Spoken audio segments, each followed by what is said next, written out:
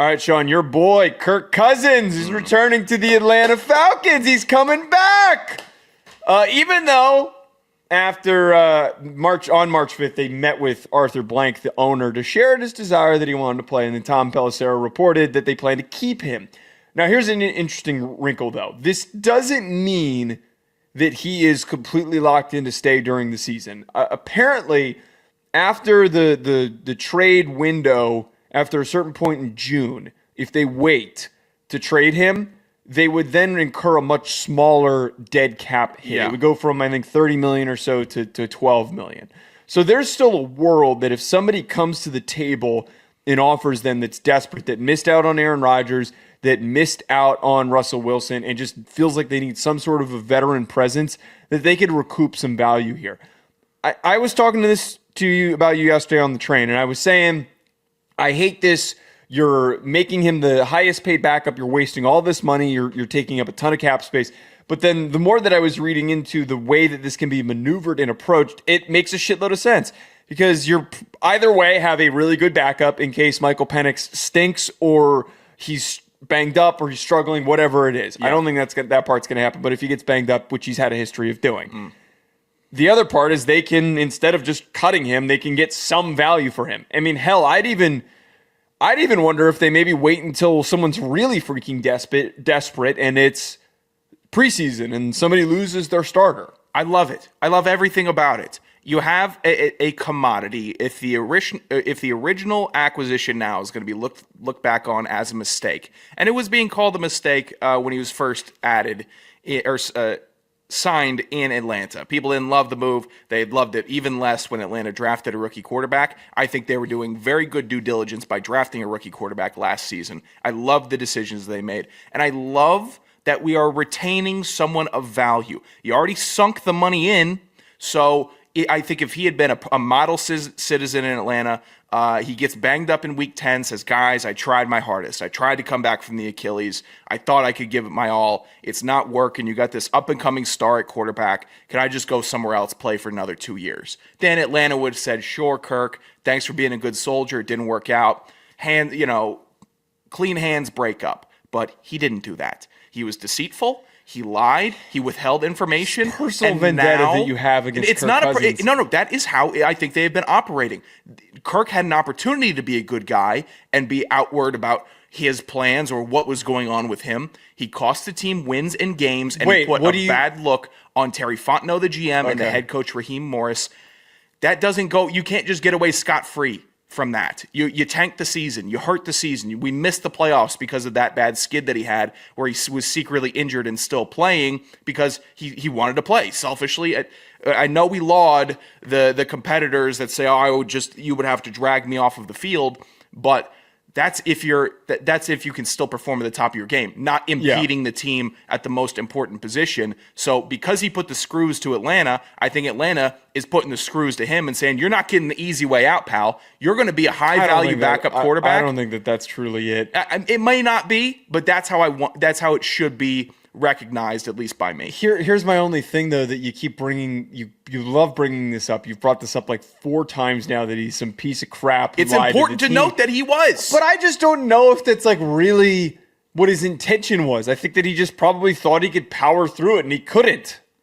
He probably thought he was healthier than he actually was when he was coming off the Achilles. It's honestly dumb on the Falcons' part to pay a quarterback coming off of an Achilles injury. It was. Never pay any athlete coming off of an Achilles injury because they're all going to be completely incapable of moving. It's the hardest. It blows my mind that when Achilles injury happens for a player that we don't talk about the fact that they're probably done. Like O.J. Howard's a really good example of this. I remember when he blew his Achilles, the first thing that they brought up is that there's like a very small % chance that a player who suffers that returns to their normal level of play because it requires your body needs your Achilles to generate force, to generate power. Quarterback doesn't need it as much, but he was immobile. He was immobile. He couldn't drive off the back leg. It was bad. Hindsight, bad signing all around. Too much trust going into a guy that old coming off of an Achilles injury. That is true. But at least Atlanta isn't saying, you ruined us and you're taking all of our money and we got nothing out of this. What did we get? A walk-off win versus Philly? Kirktober 2024, that's not enough juice for what he was paid. So if you're going to retain him and try to squeeze the assets out, I need you to look in the mirror, though. That's the problem that I have with this, that you're blaming him for being a piece of crap for taking all this money. You shouldn't have paid him. He should have been a one-year deal. I agree, but since we have already done that, what is the next best measure to keep the team afloat? Is it let him walk and completely damage us, or retain a very good backup quarterback if possible? He is still an asset in that he still is an asset to the team in some fashion. And even though there was a grave error made, I'd rather not be a team that just, you can either accept the grave error immediately, which is what good teams like Pittsburgh do, and they move on. It would have happened already. Wipe the slate clean. Now, or you can juice it. You bought the fruit, you bit it, you didn't like it, but you could still incorporate it in another dish maybe. You can maybe throw it in a smoothie. Throw the bad fruit away. You could find a way. Find some idiot who'll take it off your hands. Find an idiot. Find some other rube to throw the fruit at. I think you hating him has nothing to do with the strategic way to take advantage of what they have with him. I really think that they're going to wait until that deadline and then they're going to trade him. That'd be smart too. I like it. Letting him walk would have been the dumbest possible move, though. I think letting him get whatever he wanted out of this and not maximizing what Atlanta could get out of it.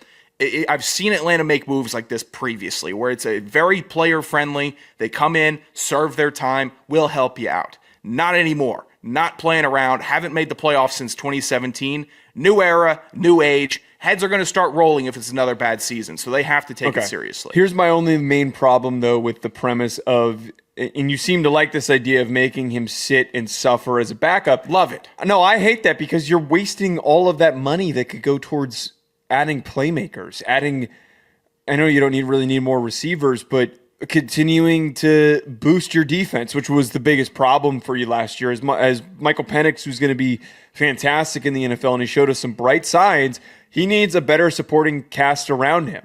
So the money that you could be spending elsewhere is going towards a backup quarterback is kind of stupid. Unless we're going to line up Kirk in the slot and we're going to ask him to run routes. Sure, be the holder. I want him to be the holder. That's not worth $40 million. Well, we already paid him. Go ahead. We're getting our money's worth out of you, Kirk. They should do the Daniel Jones and make him run and play scout team safety. Perfect. Yeah, have him out there. Have him coaching. Be a community leader. Man up the Falcons in the community.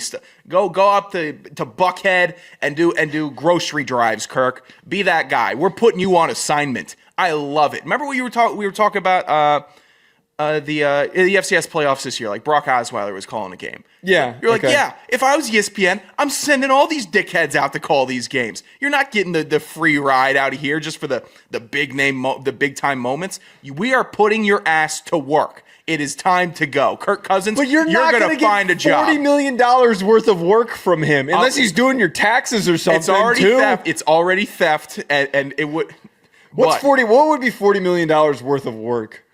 Maybe if you let him run your I don't know. The quarterback, it's pretty worth $40 million. There's no GM or coach who's worth $40 million. I want him painting the fields. I want him helping with the equipment staff. But these are minimum wage jobs that you're pitching. Yeah. Find a way. We need to find a $40 million job for him. Yeah, what do you go to school for? Probably accounting or some type of business. Yeah. Wasn't it him who was on the booth for, or he wasn't in the booth. He was on the desk for a playoff game or something like that. They were giving him broadcast. I don't want to see him as a broadcaster. Neither do I. I think he would be a shit broadcaster. I think he's incredibly boring. And when I was interning at Sirius, he came on as a guest, and I got to listen to him between segments and then also during the segment, and he was so freaking boring, and probably one of the most boring, dry people that you could ever have. I'm tired of doing this. There are interesting and fun players that have played other positions besides quarterback that need to be given media opportunities.